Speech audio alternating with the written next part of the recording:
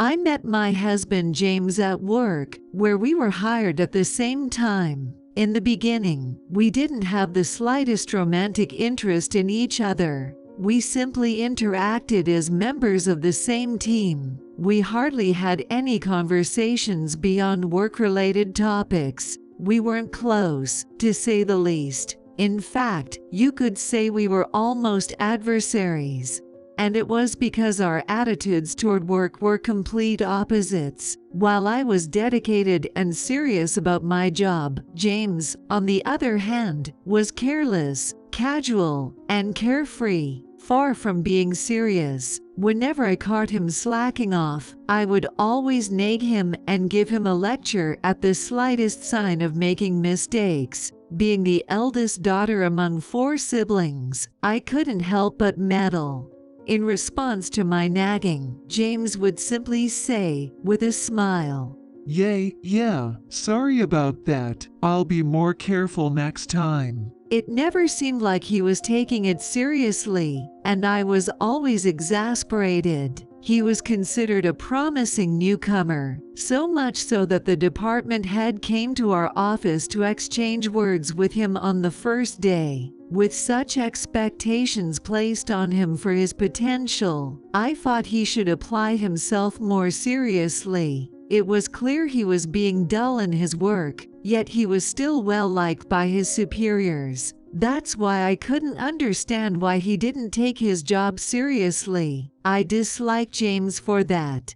I had always put in twice the effort in studying and everything else because I wasn't naturally smart, and my capacity was genuinely lacking. I couldn't possibly like someone who had the ability but didn't put in the effort. I have no idea what James thought of me at that time, but he probably didn't like me either. For the next 2 to 3 years, our relationship remained strained, and so time passed, and in the spring of our 4th year with the company, I got promoted.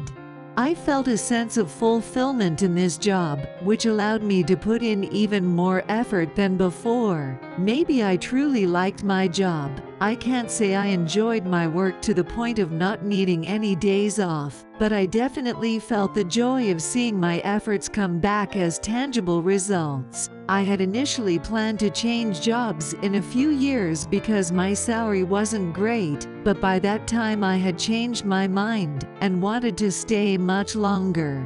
In contrast, James, though he wouldn't say it openly at work, would often complain during our colleagues' gatherings, saying things like, "Heck, this work is so boring." And most of our co-workers would agree, saying things like, "I know, I wish I could quit," or "I'm so tired."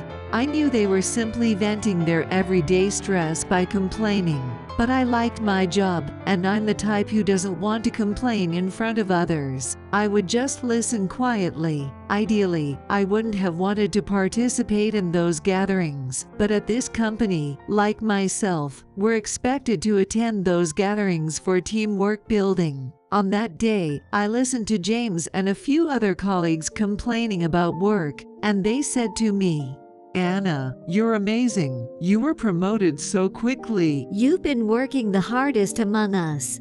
I felt flattered, but it also made me feel awkward. James just grinned and said, "Oh, yay, Anna's so impressive." As always. A few days later, a major mistake occurred in a project James was responsible for, which could have caused significant damage to the company. So I helped him out. It wasn't out of kindness or sympathy. It was because I had become James' immediate supervisor since my promotion. It was the supervisor's job to deal with that kind of mistakes, so it was totally natural. Otherwise, to be honest, I wouldn't have had any intention of helping him when he was so careless about his work.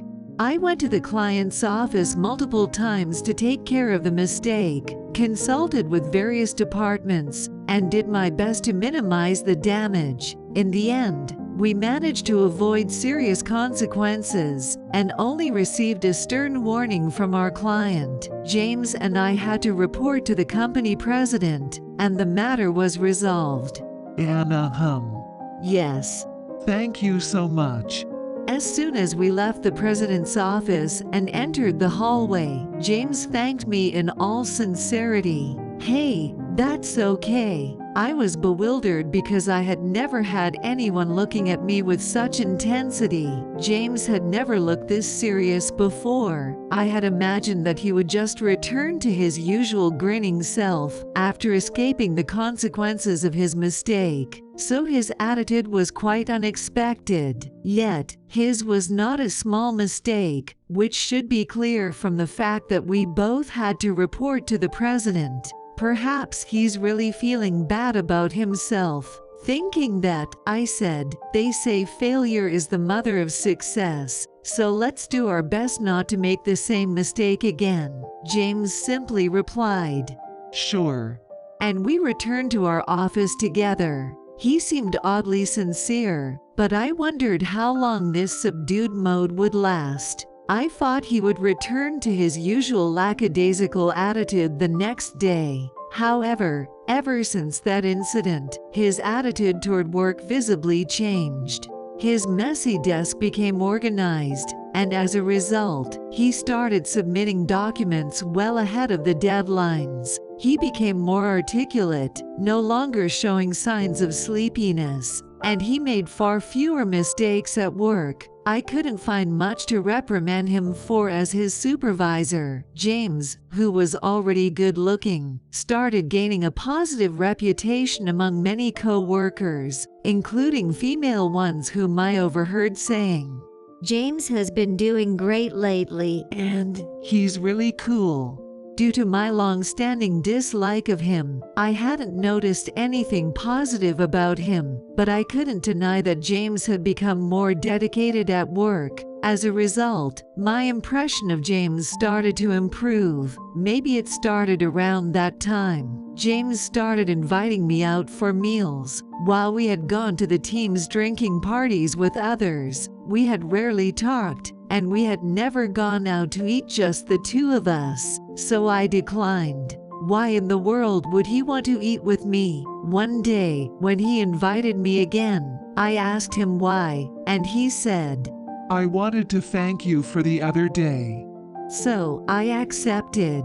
During the meal, he renewed his thanks to me, and we talked about our work, and then started talking about personal matters. I found myself enjoying it more than I expected. In the end, it wasn't just one invitation. He continued inviting me out for meals again and again. After the major mistake, he seemed to have changed his attitude and demeanor, so I had reevaluated my opinion of him.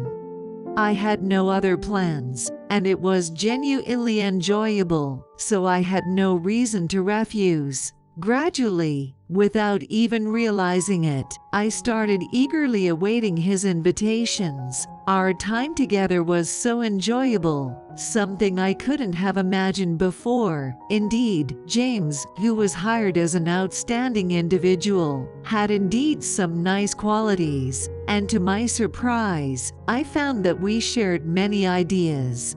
By the way, why weren't you so motivated at first? I was curious and asked James about it. He replied, I found my job far more boring than I had imagined. I got tired of it right away, but I've changed my mind while watching you work hard. Hearing those words from him, I felt recognized and appreciated, and I also felt incredibly happy. And so, I also started asking him out myself when he didn't initiate. Soon we were dating, and we became closer and closer. One day, I felt something special in the air, and James proposed to me, saying, Please be my wife, Hannah. I had a vague feeling about it, and I was so happy that I cried. It's hard to believe, considering how much I used to dislike him. We became officially engaged and got married a year later. Many of our co-workers were surprised, but some said they'd known it would be like that, teasing me saying, well, it's a woman's prerogative to change her mind. I didn't mind being told that, and more than anything, I was overjoyed to be able to laugh together with James. After getting married, James and I continued working hard at the same company, so we didn't face any financial difficulties. We had fulfilling days, having date nights whenever possible. But this happy life didn't last long. Around 2 years after we got married, James passed away in a car accident on his way to a client meeting. His car collided with a large truck whose driver had fallen asleep at the wheel. By the time I arrived at the hospital, it was already. My husband suddenly passing away like this left a gaping hole in my heart. He had been there, next to me just the day before, but no matter how much I wished for it, I could never see him again. It wasn't something easily accepted. My employer was kind enough to give me about a month off, but when I resumed work, I just couldn't focus and made mistakes the way I had never done before. And while no one got angry at me, I felt sorry and pathetic. I didn't know what to do. Seeing me in such a state, incapable of moving forward even after 2 months, my boss finally said to me, "Take some time off." I couldn't inconvenience everyone any further, so I took his advice and took time off from work. But as I spent more time alone in the house I lived in with James, my heart grew weaker instead of resting. The house without James felt incredibly spacious. Even during mundane activities, tears would suddenly overflow from my eyes. "James, I miss you." Time didn't heal my heart. Instead, every day became more painful. Each day felt unbearably long. One day, I woke up feeling something was off. I couldn't see out of my right eye. Why? I panicked, and my mind went blank. I rushed to the hospital immediately. The shock of not being able to see out of my right eye in the morning filled my head, and at that moment, I also felt a slight numbness in my limbs. The doctor pointed it out at the hospital, and I realized it in a daze was in a panic. After the tests at the hospital, I was diagnosed with multiple sclerosis, an incurable disease with an unknown cause. I had to be hospitalized, experiencing repeated relapses and remissions, whether in the hospital or at home. My already unstable mental state kept wavering. I suffered so much that I wondered if that happy married life had been a dream. When I was not hospitalized, I had difficulties in my daily life, but I somehow managed to live alone. In such a situation, some people rely on their parents, but I couldn't so do as I lost both of mine when I was young. Until I entered university, I lived with relatives, but they treated me like a slave. After I started working, I severed ties with them, so I didn't want to depend on them. There was no one I could rely on, no one to confide in, and I was all alone. Then, 3 years after the onset, a major relapse occurred, forced me into a long-term hospitalization. That alone was lonely, and not knowing what would happen in the future was truly frightening. It was such a painful and difficult period of my life that I wanted to scream and cry. The nights spent alone in the hospital bed were enough to break my spirit. The nurses' care and their words helped me multiple times. However, I was still alone at night. I thought they would come if I used the nurse call button, but I couldn't call them just because I felt lonely and wanted someone to be with me. That loneliness tormented me. By this time, it had become difficult for me to walk on my own, but not really grasping this reality, I fell out of bed several times. At such times, the nurses didn't offer me kind words, but instead said things like, "Don't move on your own," or "Why didn't you call for help?" Those words left a fatal wound on my weakened heart. Some nurses were kind, too, but the ones who left a scar on my heart stood out more.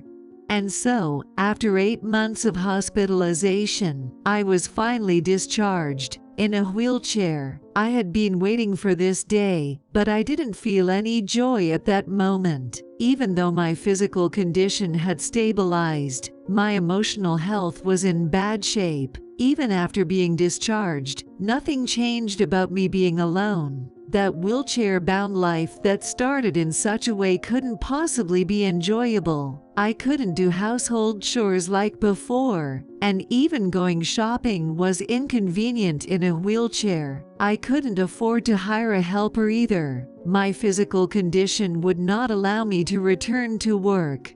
How many days has it been since I had a conversation with someone? Although I went outside to do grocery shopping, people only glanced at me with curiosity, and there were only a few who kindly spoke to me or offered help.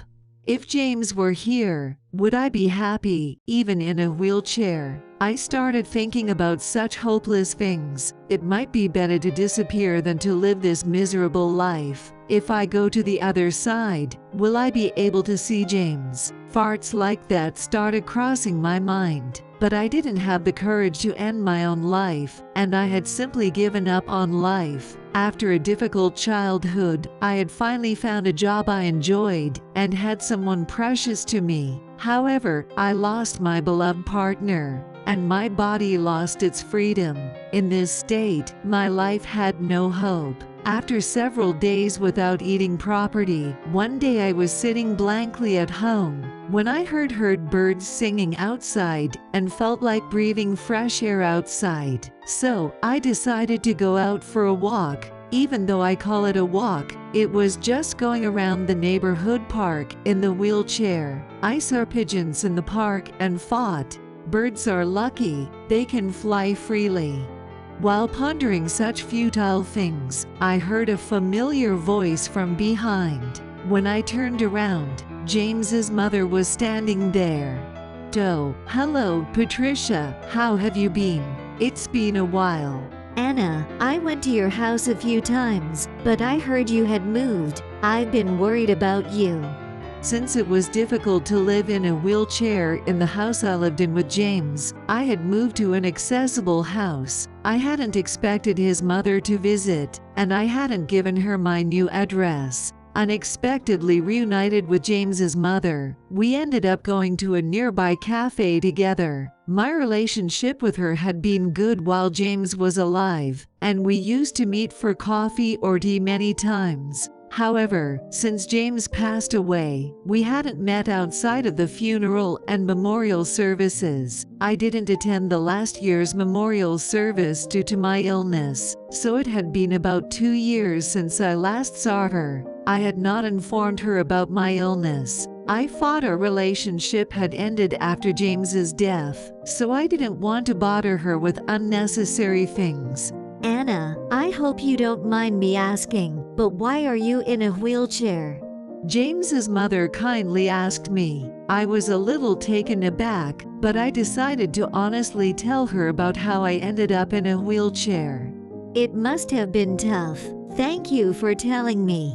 I'm so glad I ran into you today, Anna. I've been lonely since James passed away. If it's all right with you, would you like to get together for a chat from time to time? Starting tomorrow, maybe I can visit you at your place occasionally.